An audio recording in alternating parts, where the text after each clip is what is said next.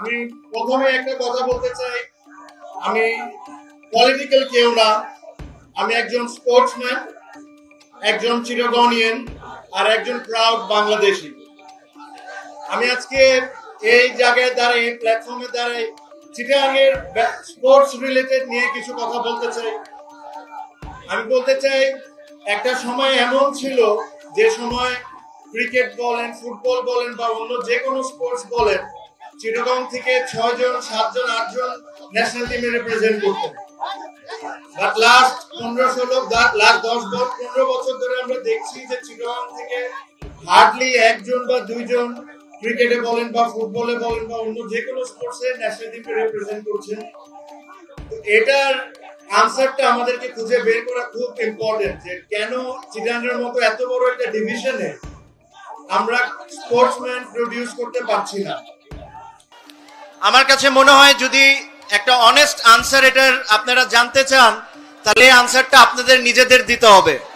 আপনারা যদি এখন মনে করেন যে অমুকের কারণে খেলতে পারি নাই, অমুকের কারণে খেলতে পারি নাই, তাহলে এটা একটা স্পোর্টসম্যানের কথা হবে না। একটা স্পোর্টসম্যানের কথা হবে যে হয়তোবা আমার কোনো একটা ভুল ছিল, এই কারণে আমি জাতীয় দলে যেতে পারি নাই।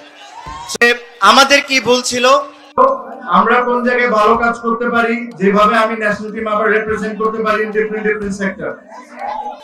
যেদিন ওই জিনিসগুলো আমরা বের করে নিব, ইনশাআল্লাহ দেখবেন যে ঠিক আজ থেকে 10, 15, 20 বছর আগে চিটাগং থেকে অনেকেই রিপ্রেজেন্ট করতো বাংলাদেশে বিভিন্ন স্পোর্টসকে।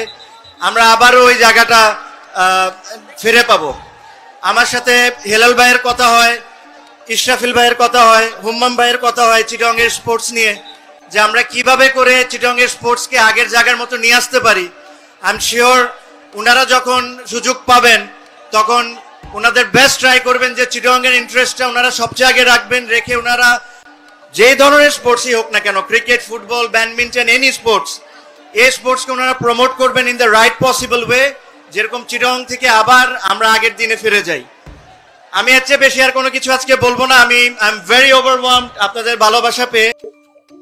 আপনারা জানেন, মাত্র আমি অসুস্থ, মানে একটা খুব বড় ঘটনা হয়েছিল আমার, মাত্র আমি রিকভার করছি, তো আমার বেশি কথা বলা উচিত না। But thank you very much.